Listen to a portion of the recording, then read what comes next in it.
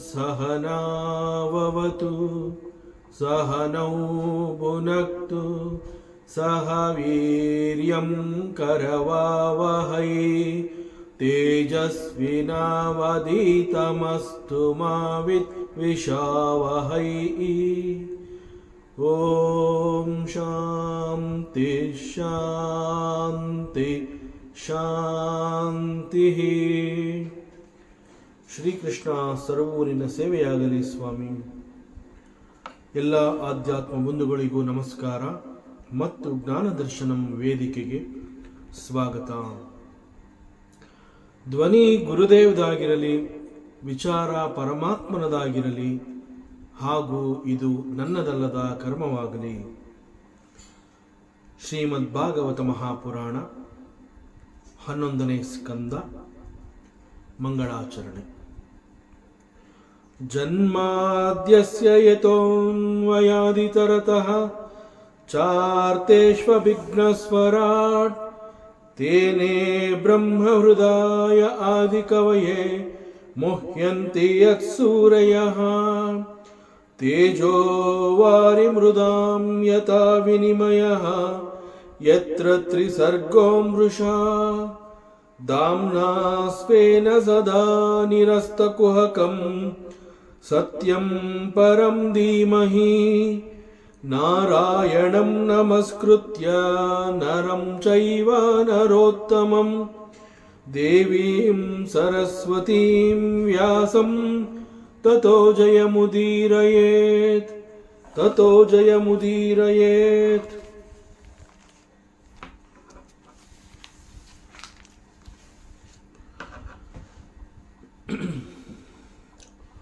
ಸುಪ್ತಸ್ಯ ವಿಷಯಾಲೋಕೋ ಧ್ಯಾಯತೋ ವಾ ಮನೋರಥಃ ನಾನಾತ್ಮಕತ್ವಾತ್ ವಿಫಲಸ್ತಥಾ ಭೇದಾತ್ಮದೀರ್ಗುಣೈಃ. ನಮಗೆ 3 ಅವಸ್ಥೆಗಳ ಅನುಭವ ಆಗುತ್ತೆ. ಆ 3 ರೀತಿಯ ಅವಸ್ಥೆಗಳನ್ನು ನಾವು ಕನಸಿನ ಅವಸ್ಥೆ, ನಿದ್ರೆಯ ಅವಸ್ಥೆ ಮತ್ತು ಎಚ್ಚರದ ಅವಸ್ಥೆ ಅಂತ ಹೇಳ್ತೀವಿ.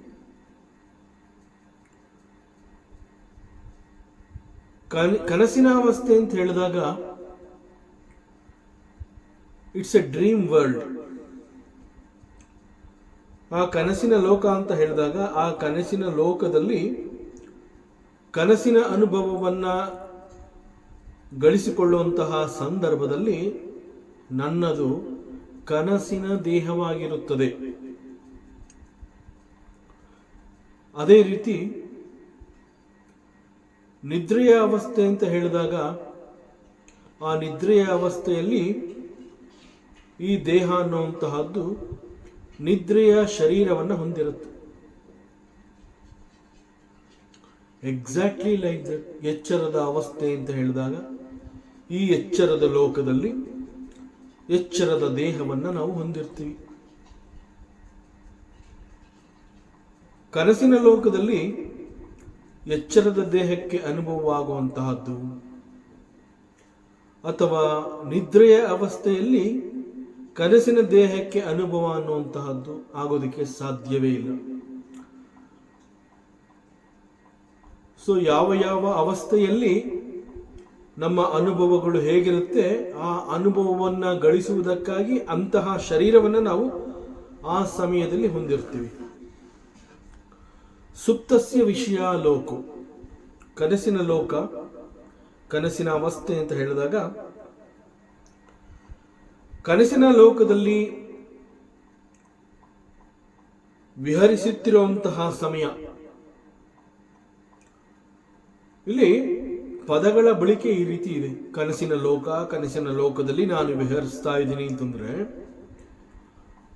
ಅಲ್ಲಿ ನನಗೆ ಯಾವ ಒಂದು ಸ್ಪಷ್ಟತೆ ಎನ್ನುವಂತಹದ್ದು ಇರೋದಿಲ್ಲ. ಇದು ಕನಸಿನ ಲೋಕ, ಈ ಕನಸಿನ ಲೋಕದಲ್ಲಿ ನಾನು ಕನಸಿನ ದೇಹವನ್ನು ಹೊತ್ತು ಈ ಕನಸಿನ ಲೋಕದಲ್ಲಿ ನಾನು ವಿಹರಿಸ್ತಾ ಇದ್ದೀನಿ ಎನ್ನುವಂತಹದ್ದು ನನಗೆ ಗೊತ್ತಾಗೋದಿಲ್ಲ.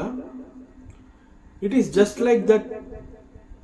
ಅಲ್ಲಿ ಒಂದು ಅನುಭವ ಆಗ್ತಾ ಇರುತ್ತೆ. ಆ ಅನುಭವದಲ್ಲಿ ಅನೇಕಗಳನ್ನು ನಾನು ಗಳಿಸ್ಕೊಂಡಿದ್ರು ಕೂಡ ಅದನ್ನ ಕನಸಿನ ಲೋಕ ಎಂಬ ಭ್ರಮೆ ನನ್ನ ಬಳಿಗೆ ಬಾರದಂತೆ ಅದು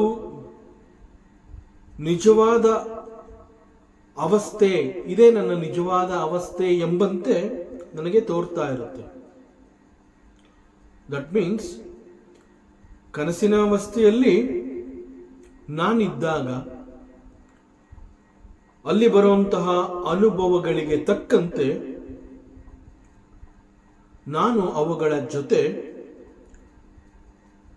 ನನ್ನ ಇಂಟರಾಕ್ಷನ್ ಇಟ್ಕೊಂಡಿರ್ತೀನಿ. ಅಲ್ಲಿಯ ಸನ್ನಿವೇಶಕ್ಕೆ ತಕ್ಕಂತೆ ನಾನು ಆ ಕನಸಿನ ಲೋಕದಲ್ಲಿ ಕನಸಿನೊಂದಿಗೆ ನಾನು ಸ್ಪಂದಿಸ್ತಾ ಇರ್ತೀನಿ.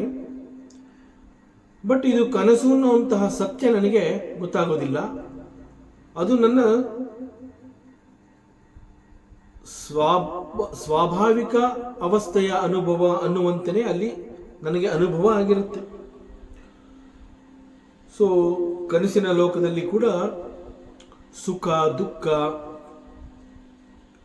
ಈ ರೀತಿ ಎಲ್ಲಾ ರೀತಿಯ we enjoy, we suffer in the dream, thinking that it is real.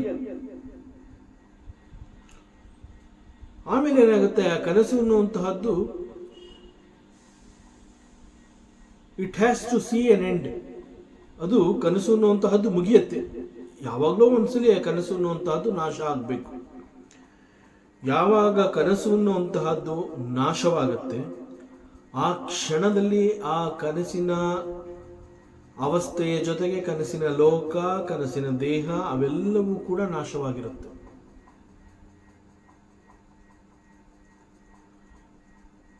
ಕನಸಿನ ಅವಸ್ಥೆಯ ನಂತರ ಏನು ಅಂತಂದ್ರೆ,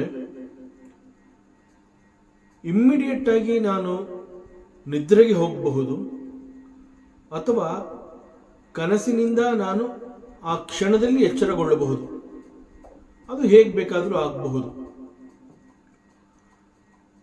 ಸೊ ಕನಸು ಮುಗಿಯತ್ತೆ, ಆ ನಂತರದಲ್ಲಿ ನಿದ್ರೆ ಎನ್ನುವಂತಹದ್ದು ಕಂಟಿನ್ಯೂ ಆಗಬಹುದು. ಆ ನಿದ್ರೆ ಎನ್ನುವಂತಹದ್ದು ಕೂಡ ಒಂದು ಸಮಯದ ನಂತರ ಅದು ಕೂಡ ಸ್ಟಾಪ್ ಆಗುತ್ತೆ. ಆಗ ನಮಗೆ ಎಚ್ಚರ ಅನ್ನುವಂತಹದ್ದಾಗತ್ತೆ. V wake up. ನಾವು ಎಚ್ಚರಕ್ಕೆ ಬಂದ ಮೇಲೆ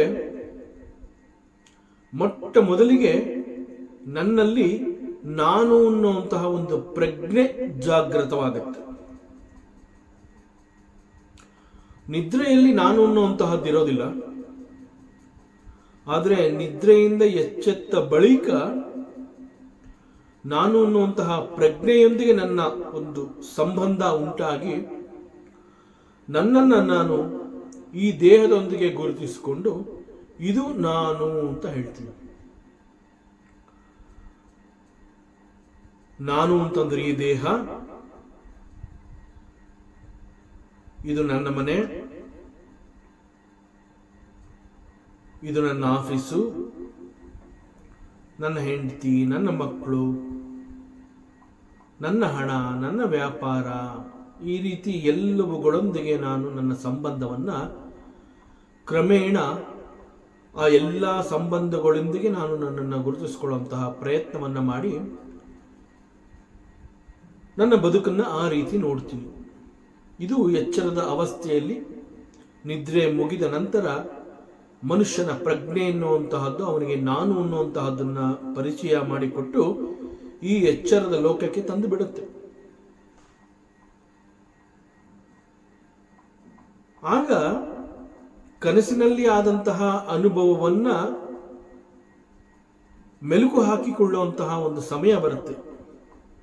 ಆಗ ನಾ ಹೇಳ್ತೀನಿ, ಓಹೋ, ಕನಸಿನಲ್ಲಿ ಕಂಡಿದ್ದು ನಿಜ ಅಲ್ಲ. ಕನಸಿನಲ್ಲಿ ನನಗೆ ಹೆದರಿಕೆ ಆಯಿತು. ಯಾವುದೋ ಒಂದು ದೊಡ್ಡ ಅರಣ್ಯದ ಮಧ್ಯದಲ್ಲಿ ಒಂದು ಹುಲಿ ಅಟ್ಟಿಸ್ಕೊಂಬಂದ ಹಂಗೆ ಜೀವ ಭಯದಿಂದ ನಾನು ಓಡ್ ಹೋಗ್ತಾ ಇದ್ದಿದ್ದು. ಇದೆಲ್ಲ ಕನಸು. ಅದೇ ರೀತಿ ಕನಸಿನಲ್ಲಿ ಐ ಎಂಜಾಯ್, ಯಾವುದೋ ಒಂದು ಅರಮನೆಯಲ್ಲಿ ನಾನಿದ್ದ ಹಾಗೆ, ರಾಜವೈಭೋಗಗಳನ್ನು ಅನುಭವಿಸಿದ ಹಾಗೆ, ಅಥವಾ ಒಬ್ಬ ದೊಡ್ಡ ವ್ಯಾಪಾರಿ ಶ್ರೀಮಂತನಂತೆ. ಹೀಗೆ ಇವೆಲ್ಲವೂ ಕೂಡ ನಿಧಾನವಾಗಿ ನನ್ನ ಜ್ಞಾಪಕಕ್ಕೆ ಬರುತ್ತೆ, ನನ್ನ ನೆನಪಿಗೆ ಬರುತ್ತೆ. ಆ ನೆನಪಿಗೆ ಬಂದಾಗ ನಾ ಹೇಳ್ತೀನಿ, ಓಹೋ, ನಾ ಏನು ಕನಸಿನಲ್ಲಿ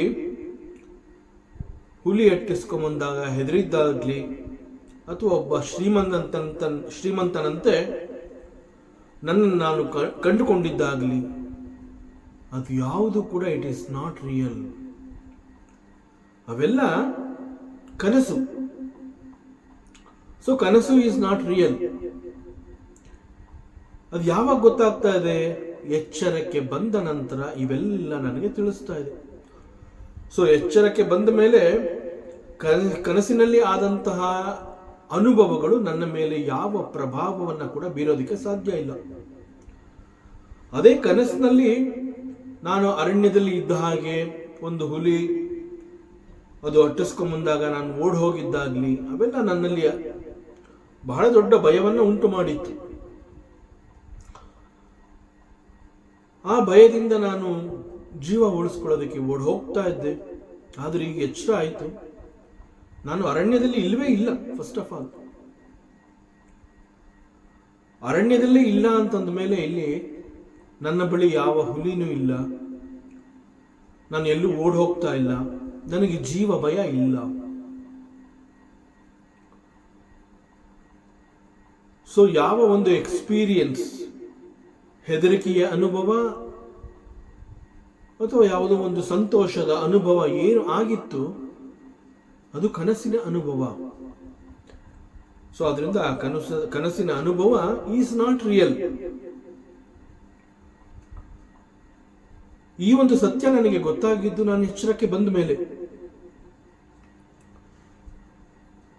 ಹಾಗಾದ್ರೆ ಕನಸಿನಲ್ಲಿ ಆದಂತಹ ಅನುಭವ ಅನೇಕ ಅನುಭವಗಳಾಗಿ ಹೋಗಿರುತ್ತೆ. So what happen to that? They have absolutely no reality with respect to the waking world. ಈ ಒಂದು ಎಚ್ಚರದ ಅವಸ್ಥೆಯಲ್ಲಿ ಅವುಗಳದು ಯಾವ ರೀತಿಯಿಂದ ಕೂಡ ಲೆಕ್ಕಕ್ಕಿಲ್ಲ. ಅವುಗಳು ಸತ್ಯವೇ ಅಲ್ಲ, ಅದೊಂದು ಕನಸು. ಆದರೆ ಕನಸಿನ ಅನುಭವದ ಸಮಯದಲ್ಲಿ ನಾ ಹೆದರಿದ್ದು ನಿಜ, ಹುಲಿ ಬಂದಿದ್ದು ನಿಜ, ನಾನು ಅರಣ್ಯದಲ್ಲಿ ಓಡ್ತಾ ಇದ್ದಿದ್ದು ನಿಜ. ಅದೆಲ್ಲ ನಿಜ. ಯಾವಾಗ? ಕನಸಿನಲ್ಲಿದ್ದಾಗ. ಬಟ್ ಈಗ ನಾನಿರೋಂತಹದ್ದು ಎಚ್ಚರದ ಅವಸ್ಥೆಯಲ್ಲಿ. ಇಲ್ಲಿ ನಾನು ಕಾಡಲ್ಲಿಲ್ಲ, ಹುಲಿ ಅಟ್ಟಿಸ್ಕೊಂಡ್ಬರ್ತಾ ಇಲ್ಲ, ನನಗೆ ಜೀವ ಭಯ ಇಲ್ಲ, ಇದೆಲ್ಲ ಗೊತ್ತಾಗ್ತಾ ಇದೆ.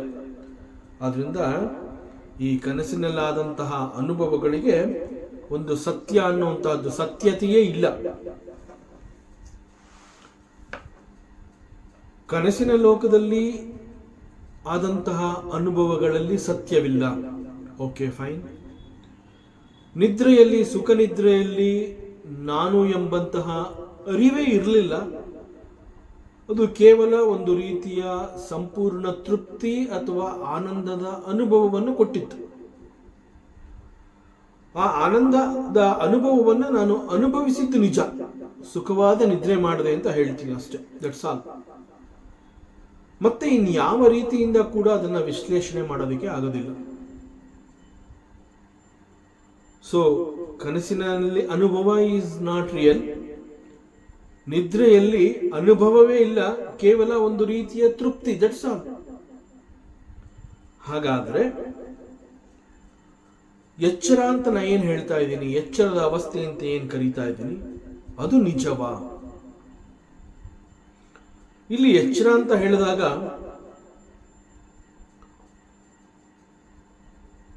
ನಮ್ಮ ಸಾಮಾನ್ಯ ಆಡು ಭಾಷೆಯ ಎಚ್ಚರ ಅನ್ನುವಂತಹ ಪದಕ್ಕೂ ವೇದಾಂತ ತಿಳಿಸುವಂತಹ ಎಚ್ಚರ ಅನ್ನೋದಕ್ಕೂ ಬಹಳ ದೊಡ್ಡ ವ್ಯತ್ಯಾಸ ಇದೆ.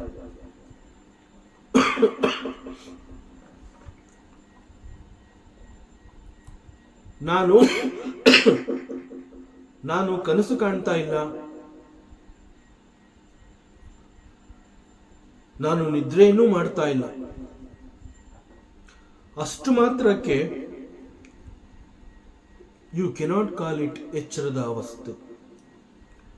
ಯಾಕೆ ಅಂತಂದ್ರೆ ಎಚ್ಚರದ ಅವಸ್ಥೆ ಅಂತ ಏನು ನಾನು ಗುರುತಿಸ್ತೀನಿ, ಆ ಒಂದು ಎಚ್ಚರದ ಅವಸ್ಥೆಯಲ್ಲೂ ಕೂಡ ಅನೇಕ ಬದಲಾವಣೆಗಳೊಂದಿಗೆ ನಾನು ನನ್ನ ಬದುಕನ್ನು ನೋಡ್ಕೋತೀನಿ. ದಟ್ ಮೀನ್ಸ್ ನಾನು ನಿದ್ರೆ ಮಾಡ್ತಾ ಇಲ್ಲ, ಕನಸು ಕಾಣ್ತಾ ಇಲ್ಲ, ಇದು ನನ್ನ ಎಚ್ಚರದ ಅವಸ್ಥೆ ಅಂತ ಹೇಳಿ ಆ ಎಚ್ಚರದ ಅವಸ್ಥೆಯಲ್ಲಿ ನಾನು ಅನೇಕ ನಿರ್ಧಾರಗಳನ್ನು ತಗೋತೀನಿ.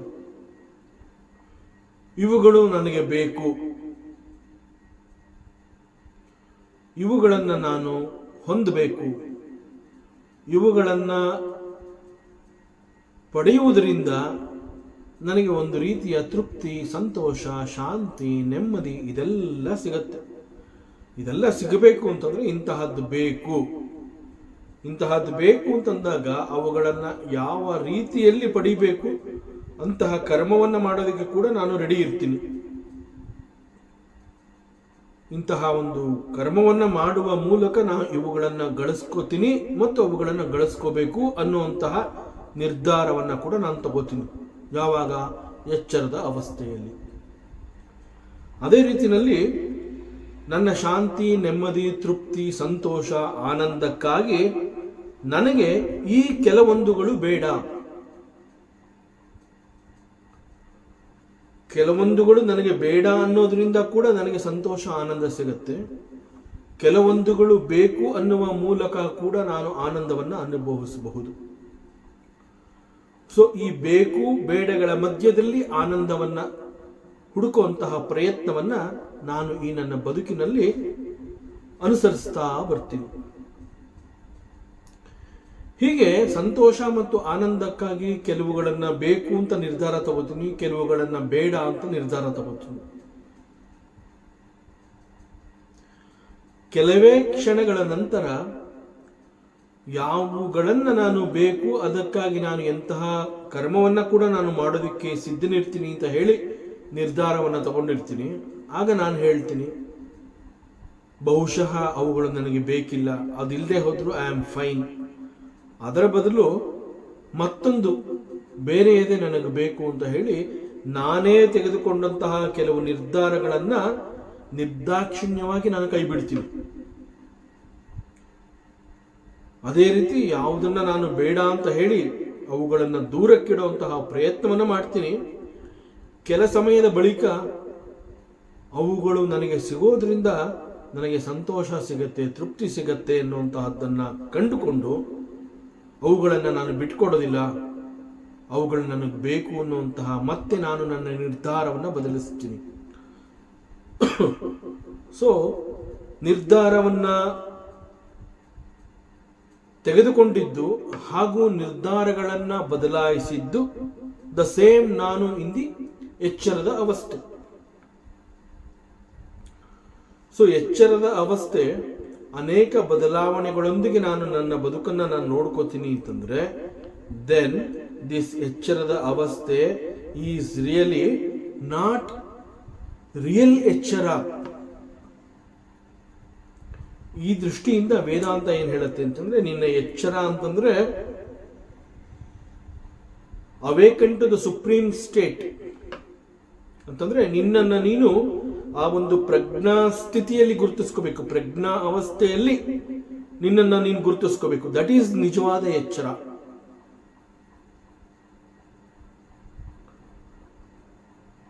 ಸೊ ಇಂತಹ ಒಂದು ವಿಚಾರದಲ್ಲಿ ಪರಮಾತ್ಮ ಒಂದು ಸ್ಪಷ್ಟತೆ ಕೊಡ್ತಾನೆ. ಈ ಪ್ರಜ್ಞಾ ಸ್ಥಿತಿಯನ್ನು ಗುರುತಿಸಿಕೊಳ್ಳುವಂತಹದ್ದು, ಆ ಅವಸ್ಥೆಯಲ್ಲಿ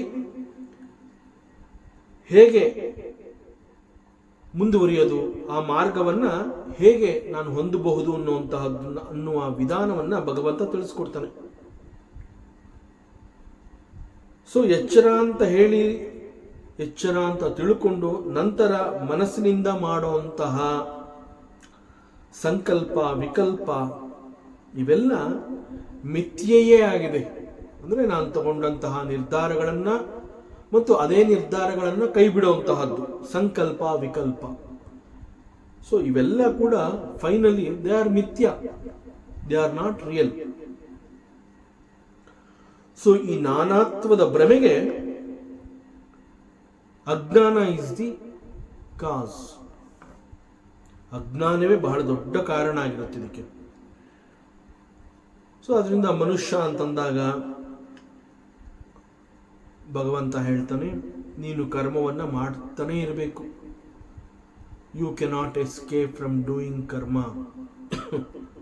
ಕರ್ಮವನ್ನು ನಾನು ಮಾಡೋದಿಲ್ಲ ಅಂತ ಹೇಳಿ ಒಂದು ಕಡೆ ನೀನು ಸುಮ್ಮನೆ ಕೂತ್ಕೊಳ್ಳೋದಕ್ಕೆ ಸಾಧ್ಯವೇ ಇಲ್ಲ. ಮನುಷ್ಯ ಅಂತ ಅಂದಮೇಲೆ ಅವನು ಕರ್ಮವನ್ನ ಮಾಡಲೇಬೇಕು ಅಂತ ಹೇಳಿರೋದ್ರಿಂದ he should perform the ನಿಷ್ಕಾಮ ಕರ್ಮ. ಕರ್ಮಯೋಗದಲ್ಲಿ ಭಗವಂತ ಅದನ್ನ ಹೇಳ್ತಾನೆ, ಕರ್ಮವನ್ನ ನೀನು ಮಾಡದೇ ಇರೋದಕ್ಕೆ ಸಾಧ್ಯವೇ ಇಲ್ಲ. ಕರ್ಮವನ್ನ ಮಾಡಲೇಬೇಕು ಅಂತ ಗೊತ್ತಾಗಿದ್ರಿಂದ ಮಾಡುವಂತಹ ಆ ಕರ್ಮವನ್ನ ನಿಷ್ಕಾಮ ಕಾಮಭಾವದಿಂದ ನೀನು ಮಾಡು. ಮಾಡುವಂತಹ ಕರ್ಮ ಅದು ಕಾಯ ವಾಚ ಮನಸ ಅಂತ ಹೇಳಿ ಯಾವ ರೀತಿಯಿಂದ ಬೇಕಾದ್ರೂ ಆಗಿರಬಹುದು. ಯಾವ ರೀತಿಯಿಂದ ಕೂಡ ನೀನು ಕರ್ಮವನ್ನು ಮಾಡಿದ್ರು ಕೂಡ ಥ್ರೂ ಕಾಯ ವಾಚ ಮನಸ, ಹೀಗೆ ಯಾವುದೇ ರೀತಿಯಿಂದ ನೀನು ಕರ್ಮವನ್ನು ಮಾಡಿದ್ರು ಕೂಡ you offer it to the supreme lord. ಆ ಕರ್ಮವನ್ನು ನೀನು ಭಗವಂತನಿಗೆ ಅರ್ಪಿಸು. ಸಕಾಮ ಕರ್ಮದಲ್ಲಿ ಎಂದೂ ನೀನು ಆಸಕ್ತಿಯನ್ನು ಹೊಂದಬೇಡ. ನೀನು ಮಾಡಿದಂತಹ ಕರ್ಮ, ಮಾಡುವಂತಹ ಕರ್ಮವನ್ನು ಸಂಪೂರ್ಣವಾಗಿ ಭಗವಂತನಿಗೆ ನೀನು ಅರ್ಪಿಸಬೇಕು. ಎಸ್ಪೆಷಲಿ ಆತ್ಮಜ್ಞಾನದ ಇಚ್ಛೆ ಇದ್ದ ಪಕ್ಷದಲ್ಲಿ ಮಾಡುವಂತಹ ಕರ್ಮವನ್ನ ಭಗವಂತನಿಗೆ ಅರ್ಪಿಸಬೇಕು ಹಾಗೂ ಫಲವನ್ನ ತ್ಯಾಗ ಮಾಡಬೇಕು. ಫಲದ ಅಪೇಕ್ಷೆ ಇಲ್ಲದೆ ಕರ್ಮವನ್ನ ನೀನು ಆಚರಿಸಬೇಕು. ಮಾಡುವಂತಹ ಕರ್ಮವನ್ನ ಭಗವಂತನಿಗೆ ನೀನು ಅರ್ಪಿಸಿದ್ರೆ ಆ ಕರ್ಮ ಅನ್ನುವಂತಹದ್ದು ಭಗವಂತನಿಗೆ ಹೋಗಿ ಸೇರುತ್ತೆ. ಸೊ ಭಗವಂತನಿಗೆ ಸೇರಿದಂತಹ ಕರ್ಮ, ಆ ಕರ್ಮವನ್ನ ಮಾಡಿದವನು ಮಾಡಿಸಿದವನು ಭಗವಂತ, ಇದು ಅವನಿಗೆ ಸೇರಿದ್ದು. I am only an instrument. ಇಲ್ಲಿ ನಾನು ಮಾಡದೆ ಅನ್ನುವಂತಹದ್ದೇನೂ ಇಲ್ಲ. So it is offer to the supreme lord. ಹೀಗೆ ಹೇಳಿದಾಗ, ಈ ರೀತಿ ಭಗವಂತನಿಗೆ ಅರ್ಪಣೆ ಮಾಡಿದಾಗ ಆ ಫಲ ಅನ್ನುವಂತಹದ್ದು ನನಗೆ ಅಂಟ್ಕೊಳ್ಳೋದಕ್ಕೆ ಸಾಧ್ಯವೇ ಇಲ್ಲ. ಆದ್ರಿಂದ ಪರಮಾತ್ಮ ಹೇಳ್ತಾನೆ, ನೀನು ಮಾಡುವಂತಹ ಕರ್ಮ ಯೋಗವಾಗಿ ಬದಲಾಗಬೇಕು ಅಂತಂದ್ರೆ ಮಾಡಿದ ಕರ್ಮವನ್ನ ಅಥವಾ ಮಾಡುವಂತಹ ಕರ್ಮ ಅದು ಕಾಯ ವಾಚ ಮನಸ ಹೀಗೆ ಯಾವುದೇ ರೀತಿಯಿಂದ ಆಗಿದ್ರೂ ಕೂಡ ಅದನ್ನ ಭಗವಂತನಿಗೆ ಅರ್ಪಿಸು. ಫಲವನ್ನ ನೀನು ತ್ಯಾಗ ಮಾಡು. ಯಾವಾಗ ಇದು ನನ್ನದಲ್ಲದ ಕರ್ಮ ಅಂತ ನೀನು ಹೇಳ್ತೀಯ ಮತ್ತು ನನಗೆ ಫಲದ ಮೇಲೆ ಆಸಕ್ತಿ ಇಲ್ಲ ಅಂತ ಹೇಳ್ತೀಯ, ಆಗ ಆ ಒಂದು ಕರ್ಮ ಕರ್ಮವಾಗಿ ಉಳಿಯದೆ ಕರ್ಮಯೋಗವಾಗಿ ಬದಲಾಗುತ್ತೆ. ಸೊ ವಂಡರ್ಫುಲ್ ಟೀಚಿಂಗ್ ಫ್ರಮ್ ಭಗವಾನ್ ಶ್ರೀಕೃಷ್ಣ. ಯಮಾನ ಭೀಕ್ಷ್ಣಂ ಸೇವೇತ ನಿಯಮಾನ್ ಮತ್ಪರಃ ಕ್ವಚಿತ್ ಮದವಿಘ್ನಂ ಗುರುಂ ಶಾಂತಂ ಉಪಾಸೀತ ಮದಾತ್ಮಕಂ. ಸೀಕರ್ ಅಂತ ಹೇಳ್ತೀವಿ. ಒಬ್ಬ ಸಾಧಕ ಸತ್ಯವನ್ನು ತಿಳ್ಕೋಬೇಕು, ಭಗವಂತನನ್ನು ನಾನು ಕಂಡುಕೋಬೇಕು. ಸಾಕ್ಷಾತ್ಕಾರ ಅಂತಂದ್ರೆ ಏನು, ವಾಟ್ ಈಸ್ ಸತ್ಯ, ಟ್ರೂತ್ ಅಂತಂದ್ರೇನು, ಈ ವಿಚಾರದಲ್ಲಿ ಅವನು ಮುಂದೆ ಹೋಗ್ತಾ ಇರುವಂತಹ ಸಾಧಕನನ್ನ ಸೀಕರ್ ಅಂತ ಕರೀತಾರೆ. ಸೊ ಆ ಒಬ್ಬ ಸಾಧಕ ಅವನು ಯಾರೇ ಆಗಿರಲಿ, ಸಾಧನೆ ಅಂತಂದ ಮೇಲೆ he should start with the basics. ಪ್ರಾರಂಭದ ಹಂತದಿಂದ ಪ್ರತಿಯೊಂದನ್ನ ಅದೇ ರೀತಿಯಲ್ಲಿ ಅನುಸರಿಸಬೇಕು. ಸಾಧನೆಯನ್ನ ನಮ್ಮ ಶಾಸ್ತ್ರ ವೇದಾಂತ ಒಬ್ಬ ಗುರು ಯಾವ ರೀತಿ ಹೇಳಿರ್ತಾನೆ ಆ ರೀತಿಯಲ್ಲಿ ಅದನ್ನು ಅನುಸರಿಸಬೇಕು. ಶ್ರದ್ಧಾ, ಭಕ್ತಿ, ನಂಬಿಕೆ ಇವೆಲ್ಲವನ್ನ ಒಳಗೊಂಡಂತಹದ್ದು. ಸೊ ಸಾಧನೆಯನ್ನ ಮಾಡ್ತಾ ಇದ್ದೀನಿ ಅಂತ ಆ ಸಾಧಕ ಹೊರಟಾಗ ಆ ಬೇಸಿಕ್ ಎಲ್ಲವನ್ನ ಅವನು ಮಾಡಬೇಕು ಅಂತಂದ್ರೆ ಮುಖ್ಯವಾಗಿ ಅವನಿಗೆ ಅದರಲ್ಲಿ ಒಂದು ಶ್ರದ್ಧಾ ಭಕ್ತಿ ಇರಬೇಕು. ಸೊ ಸ್ಪಿರಿಚುವಲ್ ಗ್ರೋತ್ ಅಂತ ನಾವು ಹೇಳ್ತೀವಿ, ಆಧ್ಯಾತ್ಮ ಬೆಳವಣಿಗೆ. ಅಲ್ಲಿ ಆಸಕ್ತಿ ಹೊಂದಿರುವಂತಹ ಒಬ್ಬ ಸಾಧಕನ ಅಂತಹವನು ಅತೀ ಅವಶ್ಯಕವಾಗಿ ಮಾಡಬೇಕಾಗಿರುವಂತಹ ಕೆಲವುಗಳು ಯಾವುದು ಅಂತಂದ್ರೆ ಹಿ ಶುಡ್ ಫಾಲೋ ಯಮ. ನಮ್ಮ ಶಾಸ್ತ್ರ it's been highly recommended and prescribed. Spirituality ಅಂತ ಹೇಳಿದಾಗ, ದಿ ಪ್ರಾಕ್ಟೀಸ್ ಆಫ್ ಸ್ಪಿರಿಚುಯಾಲಿಟಿ ಅಂತ ಹೇಳಿದಾಗ ಅಲ್ಲಿ ಯಮ ಮತ್ತು ನಿಯಮಗಳನ್ನು ನೀನು ಅನುಸರಿಸಬೇಕು. You cannot avoid it. So ಇಲ್ಲಿ ಯಮ, ವಾಟ್ ಈಸ್ ಯಮ? ಯಮ ಅಂತಂದ್ರೆ ಅಹಿಂಸಾ, ಸತ್ಯ, ಆಸ್ತೇಯ, ಬ್ರಹ್ಮಚರ್ಯ, ಅಪರಿಗ್ರಹ. ಈ ವಿಷಯಗಳಲ್ಲಿ ವೇದಾಂತ ಈಸ್ ವೆರಿ ಸ್ಟ್ರಿಕ್ಟ್.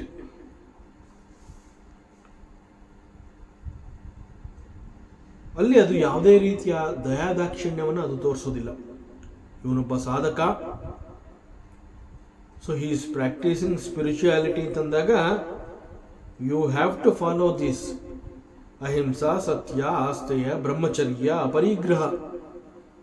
ಇವುಗಳಲ್ಲಿ ರಾಜಿ ಮಾಡಿಕೊಳ್ಳುವಂತಹದ್ದನ್ನು ವೇದಾಂತ ಒಪ್ಪದೇ ಇಲ್ಲ. ಸೊ ಇವುಗಳ ಒಟ್ಟು ಅಭಿಪ್ರಾಯ ಅಂತಂದ್ರೆ ಈ ಒಂದು ಯಮ ಅಂತಂದ್ರೆ ಅಹಿಂಸಾ, ಸತ್ಯ, ಆಸ್ತೇಯ, ಬ್ರಹ್ಮಚರ್ಯ, ಅಪರಿಗ್ರಹ ಅಂತಂದ್ರೆ ಇವುಗಳ ಒಟ್ಟು ಅಭಿಪ್ರಾಯ ಅಂತಂದ್ರೆ ನಿನ್ನ ಸುತ್ತಮುತ್ತಲು ಇರುವಂತಹ ಪರಿಸರವನ್ನೊಳಗೊಂಡಂತೆ ಈ ವಿಶ್ವದಲ್ಲಿ ನಿನ್ನಿಂದ ಯಾರಿಗೇ ಆಗಲಿ, ಯಾವುದೇ ಒಂದು ವಸ್ತುವಿಗಾಗಲಿ ಅಥವಾ ಯಾವುದೇ ಒಂದು ಪ್ರಾಣಿಗಾಗಲಿ ಯಾವ ರೀತಿಯ ಹಿಂಸೆ, ತೊಂದರೆ, ಅನಾನುಕೂಲ, ವ್ಯತ್ಯಾಸ ಇದ್ಯಾವುದು ಆಗಬಾರ್ದು. ಆ ರೀತಿಯಲ್ಲಿ ನಿನ್ನ ಬದುಕು ಕಟ್ಕೋಬೇಕು. ಸೊ ನಿನ್ನ ಬದುಕು ಯಾತಕ್ಕೆ ನೀನು ಕಟ್ಕೋತೀಯ ಅಂತಂದ್ರೆ ನೀನು ಒಂದು ಸಂತೋಷವನ್ನು ಅರಸ್ತಾ ನಿನ್ನ ಸುಖ, ಸಂತೋಷ, ಶಾಂತಿ, ನೆಮ್ಮದಿ, ತೃಪ್ತಿಗಾಗಿ ಬದುಕಿನಲ್ಲಿ ಕೆಲವೊಂದುಗಳನ್ನು ಅಳವಡಿಸ್ಕೋತೀಯ. ಸೊ ನಿನ್ನ ಸುಖ, ಸಂತೋಷ, ಶಾಂತಿ, ನೆಮ್ಮದಿ ಎನ್ನುವಂತಹದ್ದು ದಿಸ್ ಪ್ರಾಕ್ಟೀಸಿಂಗ್ ಆಫ್ ಸ್ಪಿರಿಚುಯಾಲಿಟಿ ಅಂತ ಅಂದಾಗ ಅವುಗಳ ಕಾರಣದಿಂದ, ಅವುಗಳನ್ನು ನೀನು ಹೊಂದಬೇಕು ಅನ್ನೋ ಒಂದು ಕಾರಣದಿಂದ ನಿನ್ನ ಸುತ್ತಮುತ್ತಲಿರುವಂತಹ ಪರಿಸರವನ್ನ, ಅಲ್ಲಿರುವಂತಹ ಬೇರೆ ಬೇರೆ ಜನಗಳಿಗಾಗಲಿ, ಪ್ರಾಣಿಗಾಗಲಿ ಅಥವಾ ಯಾವುದೇ ವಸ್ತುವಿಗಾಗಲಿ ನೀನು ಸಂತೋಷವಾಗಿರಬೇಕು ಅಂತ ಅವುಗಳಿಗೆ ಹಿಂಸೆಯನ್ನು ಕೊಡಬಾರದು. ಸೊ ನಿನ್ನ ಈ ಒಂದು ಕಾರಣದಿಂದ ಯಾರೂ ಕೂಡ ನೋವನ್ನು ಅನುಭವಿಸಬಾರದು. ಆದ್ರಿಂದ ಇಫ್ ಪಾಸಿಬಲ್ ಬಿ ಹೆಲ್ಪ್ಫುಲ್. ಆಗ್ಲಿಲ್ವಾ ಅವ್ರಿಗೆ ನೀನು ತೊಂದರೆ ಕೊಡಬೇಡ. ಸೊ ಸಾಧನೆ ಅಂತ ಹೇಳಿದಾಗ ಇದನ್ನು ಯಾತಕ್ಕೆ ಬೇಸಿಕ್ ಅಂತಂದ್ರೆ ಫಸ್ಟ್ ಸ್ಟೆಪ್ ನಿನ್ನಿಂದ ಯಾರಿಗೂ ತೊಂದರೆ ಆಗಬಾರ್ದು. ನೀನು ಬದುಕಬೇಕು, ಬೇರೆಯವ್ರನ್ನ ಕೂಡ ನೀನು ಬದುಕೋದಕ್ಕೆ ಬಿಡಬೇಕು. ಸೊ ಅದರಿಂದ ಪ್ರಾಕ್ಟೀಸಿಂಗ್ ಸ್ಪಿರಿಚುಯಾಲಿಟಿ ಅಂತ ಹೇಳಿದಾಗ it is very very essential. ಅನೇಕರಿಗೆ ಒಂದು ಕ್ವಶನ್ ಇದೆ, ಒಂದು ಸಂಶಯ ಇದೆ. ಸ್ಪಿರಿಚುಯಾಲಿಟಿ ಅಥವಾ ಆಧ್ಯಾತ್ಮ ಅಂತ ಹೇಳಿದಾಗ ದೇವರು ಅಂತ ಒಬ್ಬ ಇದ್ದಾನೆ, ಅವನನ್ನ ತೃಪ್ತಿಪಡಿಸಬೇಕು ಅಂತ ಹೇಳಿ ದೇವಸ್ಥಾನಕ್ಕೆ ಹೋಗಬೇಕು, ಯಾತ್ರೆಗೆ ಹೋಗಬೇಕು, ಪುಣ್ಯಕ್ಷೇತ್ರಗಳಿಗೆ ಹೋಗಬೇಕು, ಅನೇಕ ವ್ರತ ಉಪವಾಸ ಇವುಗಳನ್ನೆಲ್ಲ ಮಾಡಬೇಕು ಮತ್ತು ಹರಿಕೆಯನ್ನ ಕಟ್ಕೋಬೇಕು ಇತ್ಯಾದಿಗಳನ್ನ ಮನುಷ್ಯ ತಾನು ಮಾಡಿಕೊಂಡಿರುವಂತಹ ಒಂದು ವ್ಯವಸ್ಥೆ ಅಷ್ಟೇ ಹೊರತು ಭಗವಂತ ಯಾವತ್ತೂ ಕೂಡ ನೀನು ನನಗಾಗಿ, ನನ್ನ ತೃಪ್ತಿಗಾಗಿ ನೀನು ದೇವಸ್ಥಾನಕ್ಕೆ ಹೋಗು, ಅಲ್ಲಿ ಪೂಜೆ ಮಾಡಿಸು, ಅಥವಾ ಯಾವುದೋ ಒಂದು ಹರಕೆ ಕಟ್ಕೋ, ವ್ರತ ಉಪವಾಸವನ್ನ ಮಾಡು, ಬೇರೆ ಬೇರೆ ಪುಣ್ಯಕ್ಷೇತ್ರಗಳಿಗೆ ಹೋಗು, ಇದ್ಯಾವುದು ಭಗವಂತ ಯಾವತ್ತೂ ಹೇಳಿಲ್ಲ, ಅವನು ಹೇಳೋದು ಇಲ್ಲ. So this is not the expectation of the Bhagavanta and Vedanta. So what is the expectation? ಹಾಗಾದರೆ ವೇದಾಂತದ ಎಕ್ಸ್ಪೆಕ್ಟೇಷನ್ ಯಾವುದು ಅಂತಂದ್ರೆ, ಯಮ ಅನಭೀಕ್ಷ್ಣಂ, ನಿನ್ನ ಬದುಕಿನಲ್ಲಿ ಹಿರಿಯರು, ಅನುಭವಿಗಳು, ಜ್ಞಾನಿಗಳು ಹಾಕಿಕೊಟ್ಟಂತಹ ಸಿದ್ಧಾಂತ. ಯಾಕೆ ಅದನ್ನು ಸಿದ್ಧಾಂತ ಅಂತಾರೆ ಅಂತಂದ್ರೆ, ಆ ಅನುಭವಿಗಳು ತಾವು ಕಂಡುಕೊಂಡಂತಹ ಸತ್ಯ, ಅವುಗಳು ಸತ್ಯ ಅಂತ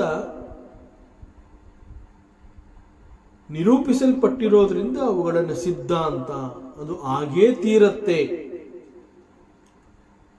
ಹಾಗೆ ಕೆಲವು ಸಿದ್ಧಾಂತಗಳನ್ನು ಅವ್ರು ಹಾಕಿಕೊಟ್ಟಿದ್ದಾರೆ. ಸೊ ಅವರು ಹಾಕಿಕೊಟ್ಟಿರುವಂತಹ ಸಿದ್ಧಾಂತವನ್ನ ನೀನು ಅನುಸರಿಸಿ, ಅದನ್ನು ಮಾಡ್ಕೊಂಡು ಹೋಗು.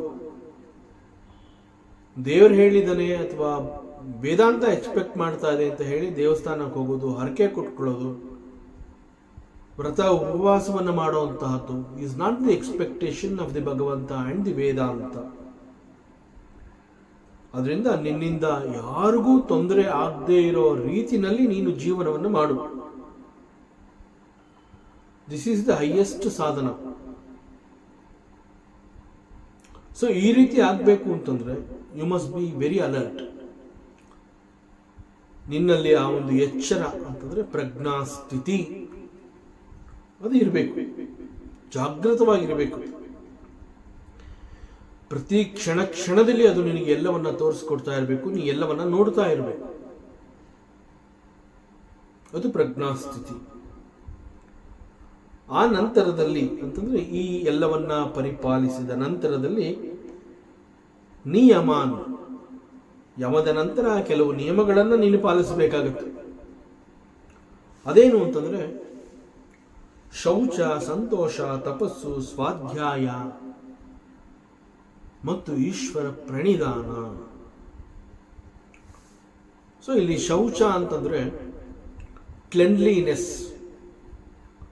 ಸೊ ಕ್ಲೆನ್ಲಿನೆಸ್ ಅಂತ ಹೇಳಿದ ಮಾತ್ರಕ್ಕೆ ಶೌಚ ಅಂತಂದ್ರೆ ಇಟ್ ಈಸ್ ನಾಟ್ ಮಡಿವಂತಿಕೆ. ದೇಹ ಮತ್ತು ಮನಸ್ಸಿನ ಶುಚಿತ್ವ ಅಂತ ಯಾಕೆ ವೇದಾಂತ ಈ ದೇಹ ಮತ್ತು ಮನಸ್ಸಿನ ಶುಚಿತ್ವವನ್ನ ಹೆಚ್ಚು ಪ್ರಿಸ್ಕ್ರೈಬ್ ಮಾಡತ್ತೆ ಅಂತಂದ್ರೆ, ದೇಹವನ್ನ ಕ್ಲೀನ್ ಆಗಿ ಇಟ್ಕೋಬೇಕು ಅಂತಂದ್ರೆ ದಿನನಿತ್ಯ ಸ್ನಾನ ಇತ್ಯಾದಿಗಳನ್ನ ಮಾಡಿ ದೇಹದ ಶುದ್ಧತೆಯನ್ನು ಕಾಪಾಡ್ಕೋಬೇಕು. ದೇಹದ ಶುದ್ಧತೆಯ ಜೊತೆಗೆ ಮನಸ್ಸಿನ ಶುಚಿತ್ವ is equally important. So it is only cleanliness, not ಮಡಿ. ಆದ್ರಿಂದ ಇಂತಹ ಒಂದು ದೇಹ ಮತ್ತು ಮನಸ್ಸಿನ ಶುಚಿತ್ವ ಅನ್ನುವಂತಹದ್ದು ಅಂತಃಕರಣವನ್ನ ಬಹಳ ಗಟ್ಟಿ ಮಾಡುತ್ತೆ. ಅಂತಃಕರಣ ಅಂತಂದ್ರೆ the inner instrument.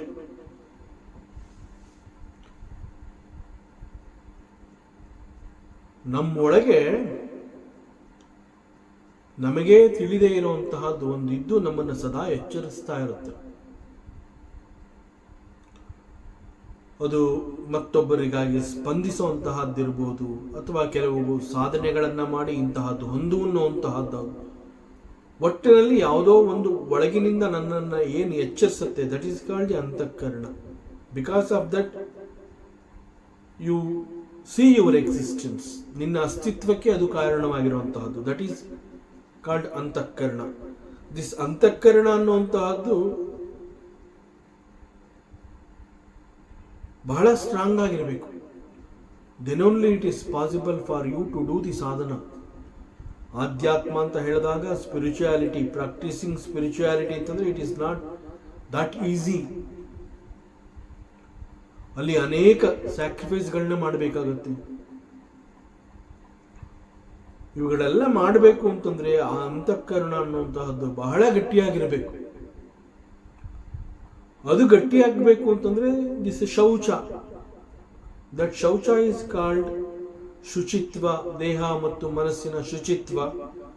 That makes your antahkarana very strong, so that you can march towards spirituality. ಆದ್ರಿಂದ ಈ ಶುಚಿ ಅನ್ನುವಂತಹದ್ದು, ಶೌಚ ಅನ್ನುವಂತಹದ್ದು ನಿನ್ನನ್ನು ಬಹಳ ಗಟ್ಟಿ ಮಾಡುತ್ತೆ. ಅದಕ್ಕಾಗಿ ನೀವು ಇವುಗಳನ್ನೆಲ್ಲ ಮಾಡಬೇಕು. ಮತ್ತು ಸಂತೋಷ, ಸಂತೋಷ ಅಂತಂದ್ರೆ ಒಂದು ಆನಂದ ಅನ್ನುವಂತಹ ಒಂದು ಅರ್ಥ. ಮತ್ತು ಈ ಸಂತೋಷ ಅನ್ನುವಂತಹದ್ದು ಒಂದು ತೃಪ್ತಿಯನ್ನ ಹೊಂದಿದಾಗ ಆಗುವಂತಹ ಅನುಭವ.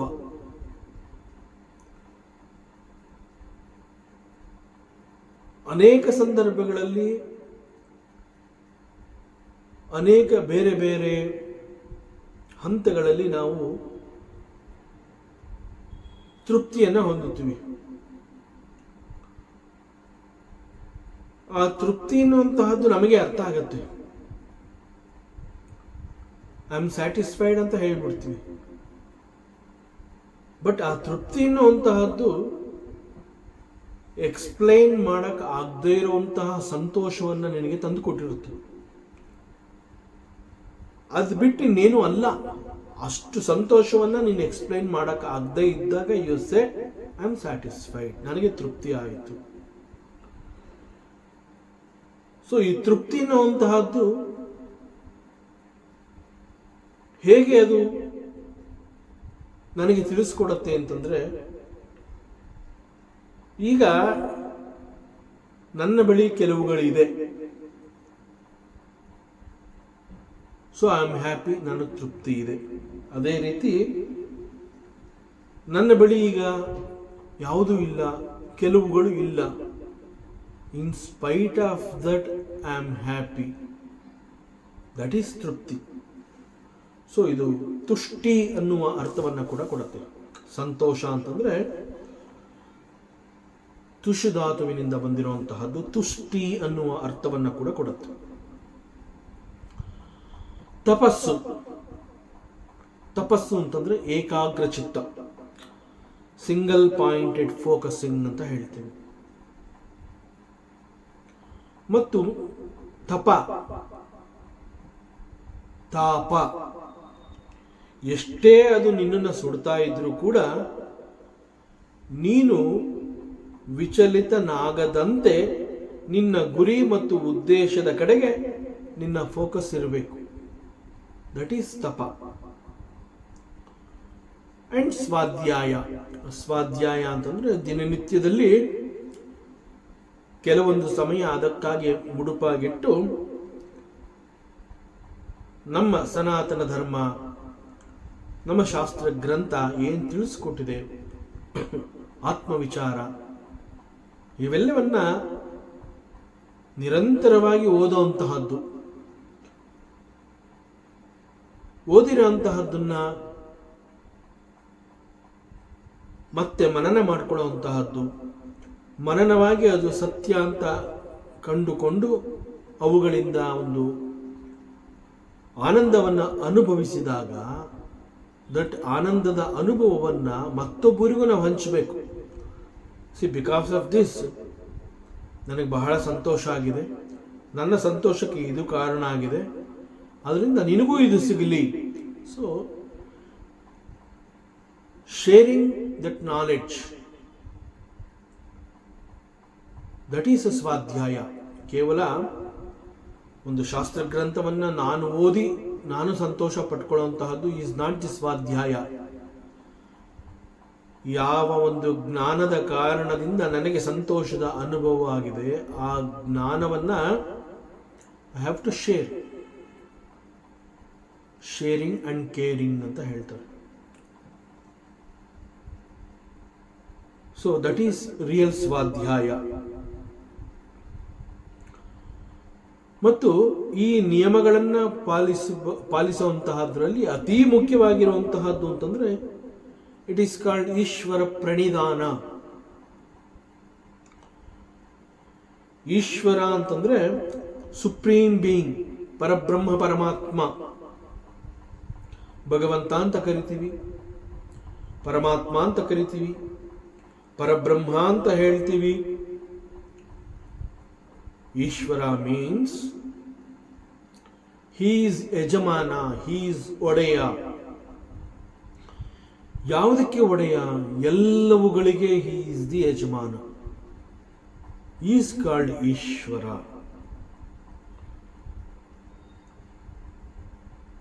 ಅಂಡ್ ಪ್ರಣಿಧಾನ, ಪ್ರಣಿಧಾನ ಅಂತಂದ್ರೆ ಇಟ್ ಇಸ್ ಕಾಲ್ಡ್ ಡಿವೋಷನ್, ಭಕ್ತಿ ಅಂತ ನಾವೇನು ಹೇಳ್ತೀವಿ. ಆ ಭಕ್ತಿ ಅನ್ನುವಂತಹದ್ದು ಈಶ್ವರನಲ್ಲಿ ಉಂಟಾದಾಗ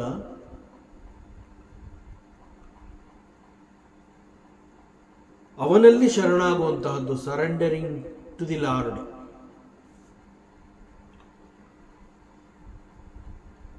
ನನ್ನನ್ನೇ ನಾನು ಪರಮಾತ್ಮನಿಗೆ ಅರ್ಪಿಸಿಕೊಳ್ಳುವಂತಹದ್ದು ಈಸ್ ಕಾಲ್ಡ್ ದಿ ಪ್ರಣಿಧಾನ. ನನ್ನನ್ನು ನಾನು ಭಗವಂತನಿಗೆ ಅರ್ಪಿಸ್ಕೋಬೇಕು, ಈಶ್ವರನಿಗೆ ನಾನು ನನ್ನನ್ನು ಅರ್ಪಿಸ್ಕೋಬೇಕು ಅಂತಂದ್ರೆ ಭಕ್ತಿ is the only way. Through ಭಕ್ತಿ. ಯಾಕೆಂತಂದ್ರೆ ಭಕ್ತಿ ಅನ್ನುವಂತಹದ್ದು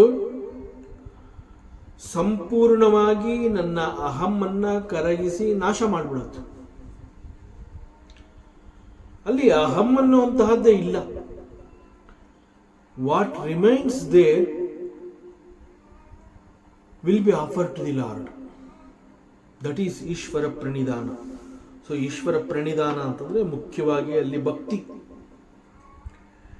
the intense bhakti will make us to merge with the self. ಮತ್ತು ಇವೆಲ್ಲ ಮಾಡೋದ್ರಿಂದ ಏನಾಗುತ್ತೆ ಅಂತಂದ್ರೆ ಒಂದು ಪ್ರಬುದ್ಧ ತಿಳುವಳಿಕೆ ನಮ್ಮಲ್ಲಿ ಉಂಟಾಗುತ್ತೆ. ಅಂತಂದ್ರೆ ಒಂದು ವಿಶೇಷ ಜ್ಞಾನ. ಆ ವಿಶೇಷ ಜ್ಞಾನ ಏನು ಅಂತಂದ್ರೆ ನಾವು ಹೇಳ್ತೀವಿ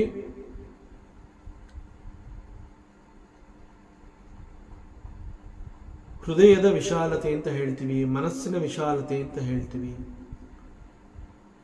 ಅಂಡ್ ವೇದಾಂತದಲ್ಲಿ ಇದನ್ನ ಸ್ವೀಕಾರ ಬುದ್ಧಿ ಅಂತ ಕೂಡ ಹೇಳ್ತಾರೆ. ಈ ಸ್ವೀಕಾರ ಬುದ್ಧಿ ಅಂತಂದ್ರೆ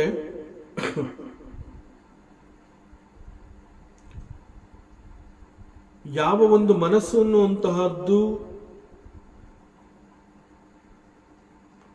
ಪರಿಶುದ್ಧವಾಗ್ತಾ ಬರುತ್ತೆ, ಆಗ ಪರಿಶುದ್ಧವಾದಂತಹ ಮನಸ್ಸು ಅಲ್ಲಿ ಬುದ್ಧಿಯಾಗಿ ನಮಗೆ ಕೆಲವೊಂದುಗಳನ್ನು ತಿಳಿಸ್ಕೊಡ್ತಾ ಹೋಗುತ್ತೆ. ಯಾವಾಗ ಯಮ ನಿಯಮಗಳೆಲ್ಲವನ್ನ ನಾವು ಪರಿಪಾಲಿಸಿ ಭಕ್ತಿಯ ಮೂಲಕ ಈಶ್ವರ ಪ್ರಣಿಧಾನ ಅನ್ನುವಂತಹ ಆ ಒಂದು ಭಗವಂತನಿಗೆ ನಮ್ಮನ್ನು ನಾವು ಅರ್ಪಿಸಿಕೊಂಡಾಗ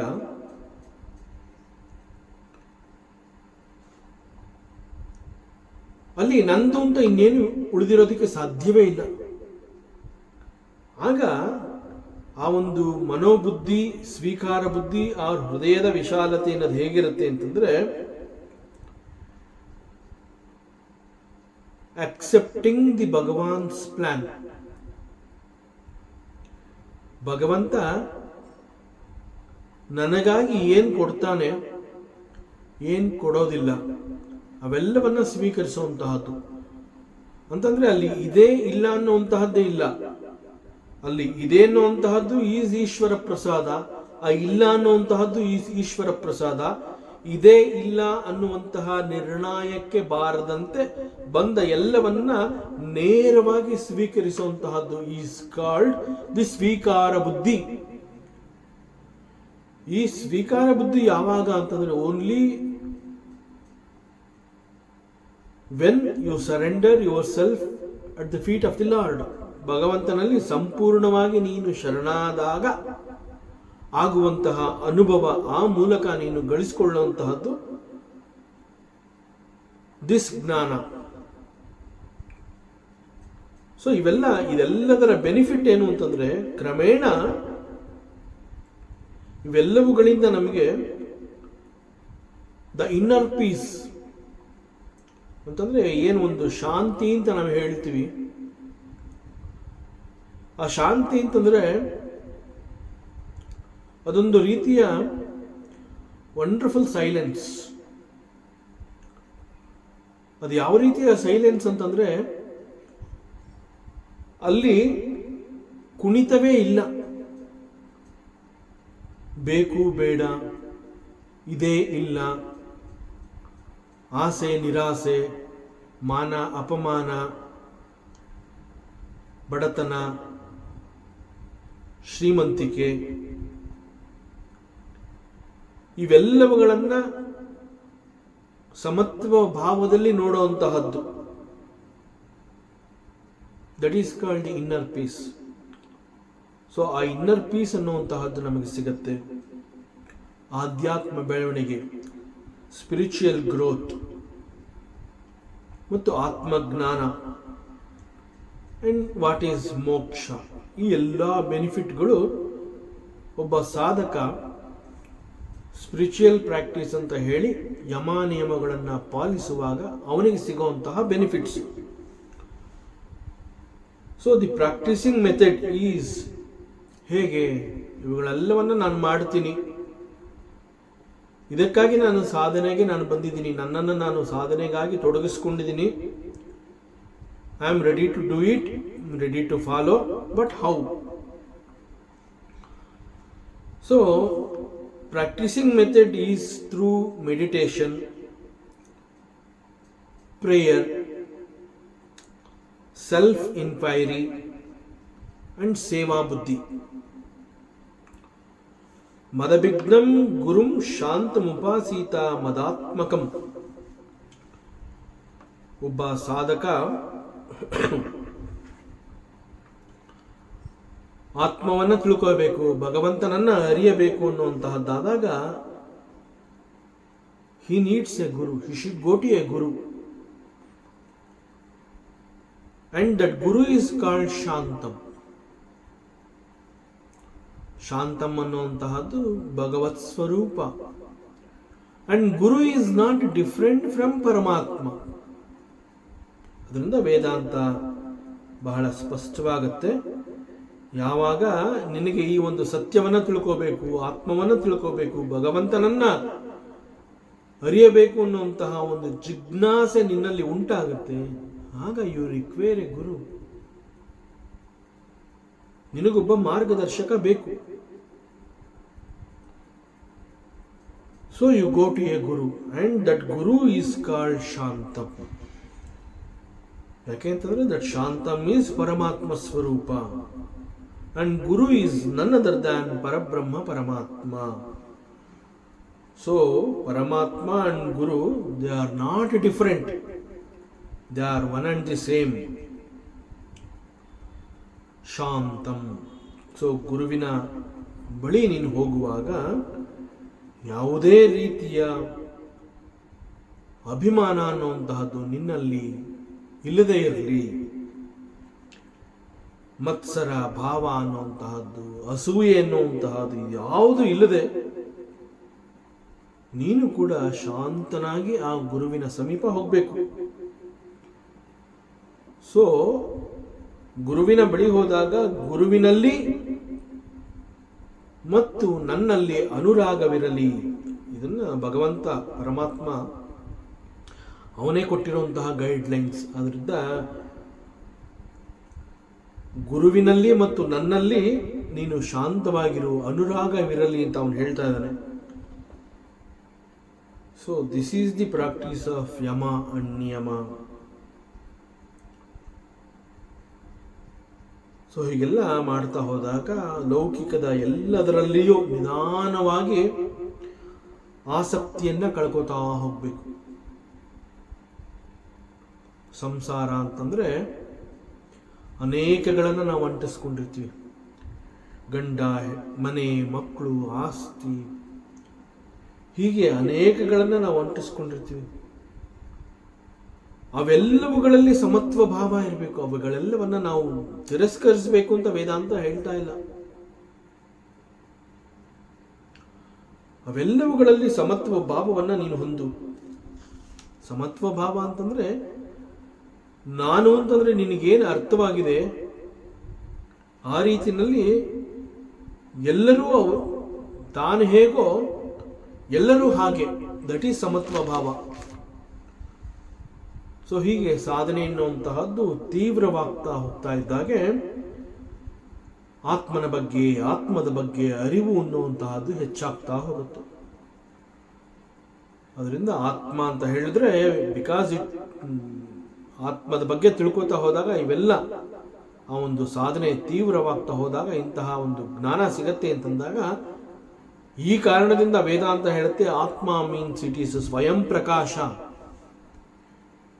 ಬಿಕಾಸ್ ಇಟ್ ರಿವೀಲ್ಸ್, ಆತ್ಮ ರಿವೀಲ್ಸ್ ದಿ ಟ್ರೂತ್.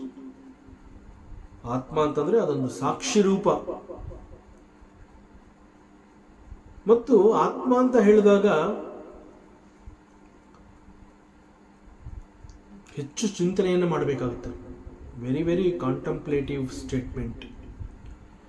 ಆತ್ಮ ಅಂತ ಹೇಳಿದಾಗ ಆತ್ಮ ಈಸ್ ನಾಟ್ ಸ್ಥೂಲ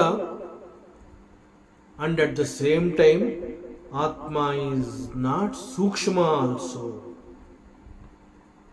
that means it is different from ಸ್ಥೂಲ and sukshma. It is beyond that.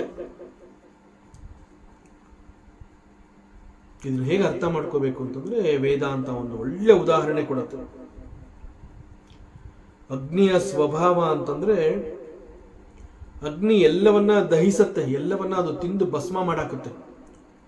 ಯಾಕೆ ಹಾಗೆ ಮಾಡುತ್ತೆ ಅಂತಂದ್ರೆ ದ ವೆರಿ ನೇಚರ್ ಆಫ್ ಅಗ್ನಿ ಈಸ್ ಲೈಕ್ ದಟ್.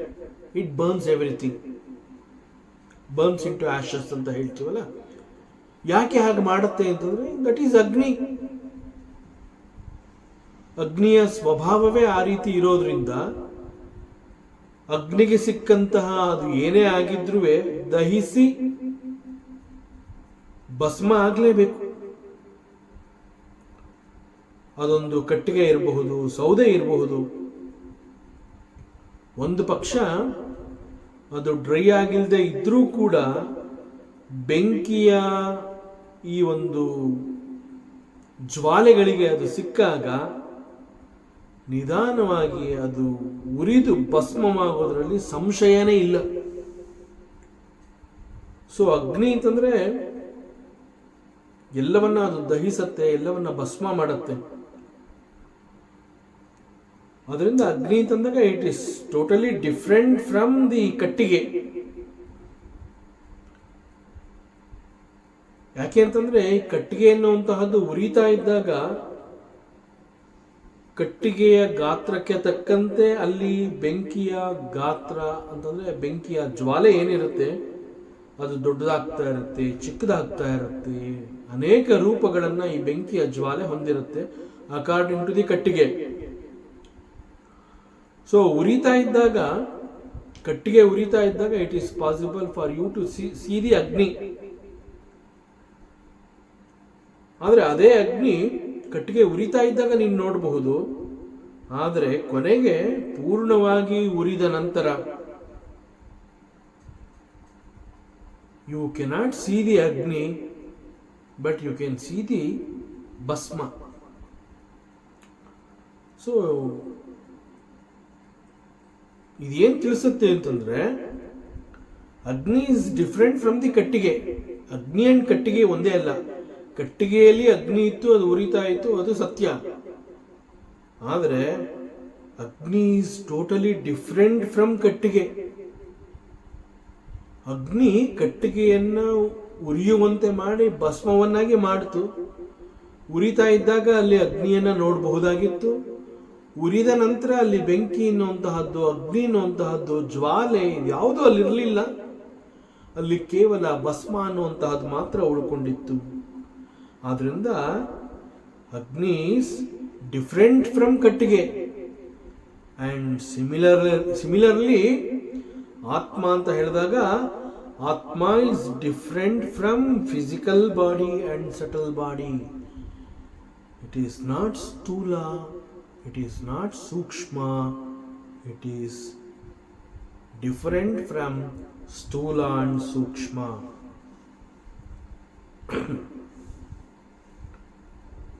ಮನುಷ್ಯನ ದೇಹ ಅಥವಾ ಶರೀರ ಅಂತ ಹೇಳಿದಾಗ